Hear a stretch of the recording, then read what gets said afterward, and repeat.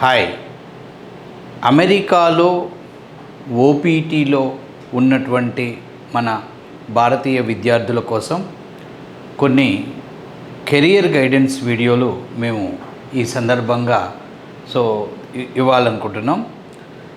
ఎస్పెషల్గా ఎంఎస్ అయిపోయిన తర్వాత వీళ్ళకి initial OPT and stem OPT ఒక అప్రాక్సిమేట్గా 3 years ఉండటం జరుగుతుంది. ఈ పీరియడ్లో వీళ్ళు కన్సల్టెన్సీల ద్వారా ఐటీ జాబ్లుకి అప్లై చేయటం, ఐటీ జాబ్ చేసే అవకాశం ఉంటుంది బిఫోర్ H1B.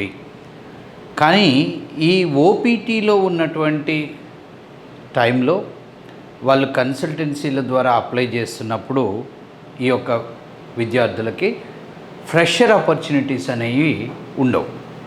వీళ్ళు ఇక్కడ జాబ్ సంపాదించాలంటే compulsory minimum 3 to 5 years, maximum 8 to 10 years ఏదో ఒక టెక్నాలజీలో ఎక్స్పీరియన్స్తో మాత్రమే ఇక ఉద్యోగాలు సాధించే అవకాశం ఉంటుంది. సో ఇది తప్పని పరిస్థితి. బట్ ఈ సందర్భంగా చాలామంది ఓపీటీ స్టూడెంట్స్ మరియు కన్సల్టెన్సీలు ఎంచుకుంటున్న మార్గం ఏంటంటే ఇంటర్వ్యూలు క్లియర్ చేయడానికి ప్రాక్సీ విధానాన్ని మరియు జాబ్ యొక్క చేసుకునే విధానంలో వీళ్ళు ప్రాజెక్ట్కి సపోర్టుగా ఇండియా నుంచి రిసోర్సెస్ని అరేంజ్ చేసుకుంటున్నారు.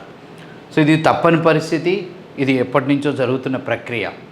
సో ఒక ఐటీ టీచర్గా ఈ విద్యార్థులకి దీర్ఘకాలంలో వీళ్ళ యొక్క ఉద్యోగాలకి ఇబ్బంది లేకుండా వీళ్ళు దీని యొక్క ప్రక్రియలో సక్సెస్ అవ్వటం కోసం నేను ఇచ్చే సలహా ఏంటంటే మీరు ప్రాక్సీ ద్వారా జాబ్ సంపాదించుకోవటం అనేది తప్పదు. బట్ దానికి ముందు ఫస్ట్ మీరు ఏదైతే టెక్నాలజీలో అప్లై చేయాలనుకుంటున్నారో ఒక 4 months కానీ ఒక 5 months ఆ యొక్క టెక్నాలజీలో ప్రాపర్ ట్రైనింగ్ ఇండియా నుంచి తీసుకోవటం చాలా ఇంపార్టెంట్. మరియు వీళ్ళు ఇంటర్వ్యూ క్లియర్ చేయాలంటే ఖచ్చితంగా వీళ్ళకి ఆ ఒక్క ట్రైనింగ్తో సరిపోదు కాబట్టి వీళ్ళు ప్రాక్సీల మీద డిపెండ్ అవుతారు. బట్ దానికంటే బదులు ప్రాక్సీ బదులు నా సలహా ఏంటంటే వీరు ఆ యొక్క 5 years or 10 years experience related interview ట్రైనింగ్ని మన ఇండియా నుంచి ఒక మంచి ఎక్స్పర్ట్స్ ద్వారా ఇంటర్వ్యూ ట్రైనింగ్ తీసుకోవటం అనేది ఏ విధంగా చూసుకున్నా కానీ వీళ్ళకి ఈ యొక్క మొదటి ఉద్యోగానికే కాకుండా రేపు ప్రాజెక్ట్ అయిపోయినాక ఇంకొక ఇంటర్వ్యూ ఉంటుంది, తర్వాత ఇంకో ఇంటర్వ్యూ ఉంటుంది. వీటి కోసం ఇండియా నుంచి ఒక ఎక్స్పర్ట్, ఆ టెక్నాలజీ ఎక్స్పర్ట్ పీపుల్తో ట్రైనింగ్ తీసుకోవటం అనేది చాలా ఇంపార్టెంట్. అదేవిధంగా వీరు జాబ్ చేసుకునే సందర్భంలో ఒక 5 years or 8 years ఎక్స్పీరియన్స్ ఒక ఎంఎస్ చేసిన స్టూడెంట్ పెట్టుకున్నట్టయితే వాళ్ళకి ఆ టెక్నాలజీ నాలెడ్జ్ ఉంటుంది కానీ ఆ యొక్క జాబ్ నాలెడ్జ్ ఉండదు. ఈ సందర్భంగా మన కన్సల్టెన్సీలు కానీ మన పిల్లలు కానీ చేస్తున్న ఇంకొక చిన్న తప్పు ఏంటంటే ఇండియా నుంచి వీళ్ళు ఆ యొక్క ప్రాజెక్ట్ని ఒక రిసోర్స్ని అరేంజ్ చేసుకొని చేయించుకుంటారు. నేనేమంటున్నానంటే ప్రాజెక్ట్కి ఖచ్చితంగా మీరు హెల్పర్స్ని పెట్టుకోవాలి, తప్పే లేదు. బట్ దాన్ని ఒక సపోర్ట్ విధంగా కాకుండా, సపోర్ట్ అంటే ఏంటంటే ఈ యొక్క కంప్లీట్ ప్రాజెక్ట్ని మనం ఒక రిసోర్స్ని పెట్టుకుంటున్నారు ఇండియా నుంచి. ఎవ్రీడే 2 hours 3 hours కనెక్ట్ అయ్యి వాళ్ళకి ల్యాప్టాప్ని హ్యాండ్ ఓవర్ చేయడం జరుగుతుంది. వీళ్ళ యొక్క వర్క్ను కంప్లీట్ చేస్తున్నారు, వీళ్ళు ఈ వర్క్ను సబ్మిట్ చేస్తున్నారు. ఈ విధంగా వాళ్ళు ఒక 6 months ఈ యొక్క జాబ్లో ఉంటే ఈ 6 months కావచ్చు, 1 year కూడా ఈ విధంగా ఇండియా నుంచి రిసోర్సెస్ని పెట్టుకొని ప్రాజెక్ట్ చేయించుకోవటం అనేది ఎంతవరకు సబబు. సో నెక్స్ట్ జాబ్కి మళ్ళీ సపోర్ట్ పెట్టుకోవాల్సి వస్తుంది. కాబట్టిగా దీనికంటూ ఒక చరమగీతం పాడాలి, ఒక ఎండ్ పాయింట్ అనేది ఉండాలి. కాబట్టిగా నేను మీ అందరికీ అంటే ఎవ్రీ మంత్ మీరు పేమెంట్ చేయాల్సి వస్తుంది. మీకు వచ్చిన శాలరీలో పెద్ద శాతాన్ని మీరు ఇండియా రిసోర్సెస్ పే చేయటం వల్ల దీనివల్ల ఉపయోగం ఏం లేదు. కాబట్టి ఒక ఐటీ టీచర్గా నేను మీకు ఇచ్చే అడ్వైజ్ ఏంటంటే ఆ యొక్క జాబ్ వచ్చిన తర్వాత మీరు ఇండియా నుంచి ప్రాజెక్ట్కి ఖచ్చితంగా హెల్పర్స్ని పెట్టుకోండి.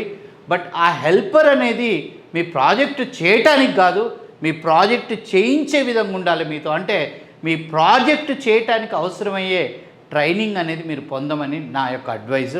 దీనివల్ల ఒక 3 months 4 months మనం ఒక రిసోర్స్ని పెట్టుకొని ఎవ్రీడే 2 hours 1.5 hour మనం వాళ్ళ ద్వారా ట్రైనింగ్ తీసుకున్నట్టయితే ఆ యొక్క ప్రాజెక్ట్ని మనం ఖచ్చితంగా చేసే అవకాశం ఉంటుంది. ఆ యొక్క ప్రాజెక్ట్ని మనం చేసి ఎక్స్పర్ట్ అయ్యి ఆ తర్వాత నెక్స్ట్ 3 months or 4 months తర్వాత మనం నెక్స్ట్ ఆ యొక్క ప్రాజెక్ట్ని ఓన్గా మనం చేసుకునే అవకాశం ఉంటుంది కాబట్టిగా సో నా అడ్వైజ్ ఏంటంటే ప్రాజెక్ట్ హెల్పర్స్ని పెట్టుకోండి, ఇంటర్వ్యూ హెల్పర్స్ని పెట్టుకోండి, కానీ అది ట్రైనింగ్ రూపంలో ఉండాలి. కానీ మీ యొక్క కంప్లీట్ రోల్ని వాళ్ళతో రీప్లేస్మెంట్ చేసినట్టయితే మీరు డమ్మీ క్యాండిడేట్లుగా మిగిలిపోతున్నారు.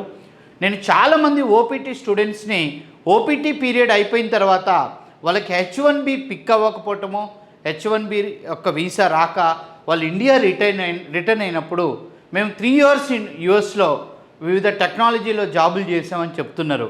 వాళ్ళ దగ్గర పే స్లిప్స్ ఉన్నాయి అండ్ బ్యాంక్ స్టేట్మెంట్స్ ఉన్నాయి, ఎక్స్పీరియన్స్ లెటర్స్ కూడా ఉన్నాయి, కానీ టెక్నికల్గా they are zero. Only the reason of the proxy and support. And మీరు ఈ యొక్క పరిధిలో ఇంటర్వ్యూ హెల్పర్స్ కానీ అండ్ ప్రాజెక్ట్ హెల్పర్స్ని మీరు కనుక తీసుకోవాలనుకున్నట్టయితే మా యొక్క వీడియోలో స్క్రోలింగ్ నెంబర్స్ ఉన్నాయి, వాటికి కాంటాక్ట్ చేసి మీరు ఖచ్చితంగా ఈ యొక్క సర్వీస్ తీసుకోవచ్చు. So my advice to all the OPT students, don't be football between the consultancies.